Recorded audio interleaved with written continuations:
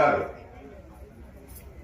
ఆమె ఇంతకుముందు ప్రతిపక్షంలో ఉన్నప్పుడు చాలా ఉద్యమాలు నడిపారు. ప్రజాస్వామ్యం గురించి కూడా మాట్లాడారు. మనందరం కూడా హర్షించాం. ప్రజాస్వామ్యం కోసం ఆమె మాట్లాడిన తీరు చూసి ముచ్చటేసింది ఆ రోజు. కానీ ఈ రోజు అదే అనితమ్మ గారు తన రాజకీయ భవిష్యత్తుకు తానే సమాధి నిర్మించుకుంటున్నది అప్పలరాజు జైల్లో పెట్టడం ద్వారా నేను స్పష్టంగా చెప్పదలుచుకున్నాను. ఎవరో ఏమో చేయాల్సిన అవసరం లేదు.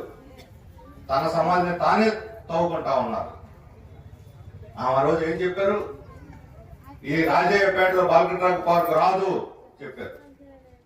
ఈ మధ్య ముఖ్యమంత్రి గారు కూడా వచ్చి ప్రకటించారు విశాఖపట్నం. వాళ్ళందరూ పిలిపించుకొని బహిరంగ చెప్పాలా, వాళ్ళందరూ రహస్యంగా పిలిపించుకొని మీడియా లేకుండా వాళ్ళకు హామీ ఇచ్చారు.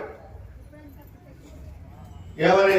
ఇక్కడ బాలకృష్ణ ఫ్యాక్టరీ పార్క్ పెట్టము, మీరు ఆందోళన పడద్దు, వెళ్ళిపోండి. మరి ఎందుకని మీడియాకి చెప్పలేదు అదే విషయాన్ని? సరే మీడియా లేదు, వాళ్ళకి చెప్పారు. మరి వాటికి నోటిఫికేషన్ ఉపసంహరించుకోవాలి కదా. ఎందుకు ఉపసంహరించుకోలేదు? నిజంగా మీరు నిజాయితీగా ఇక్కడ బాలకృష్ణ పార్క్ పెట్టడం లేదు అనే కానీ విశ్వసించి ప్రజలకు హామీ ఇచ్చుంటే, నిజాయితీగా హామీ ఇచ్చుంటే ఈ పార్టీకి ఆ నోటిఫికేషన్ ఉపసంహరించుకొని ఉండాలి. అది ఉపసంహరించుకోలేదు అంటే మీ మాటల్లో నిజాయితీ లేదు అని చెప్పి నేను చెప్పదలుచుకున్నాను. ఈ రకంగా ఎంతకాలం మోసం చేస్తారు జనాన్ని?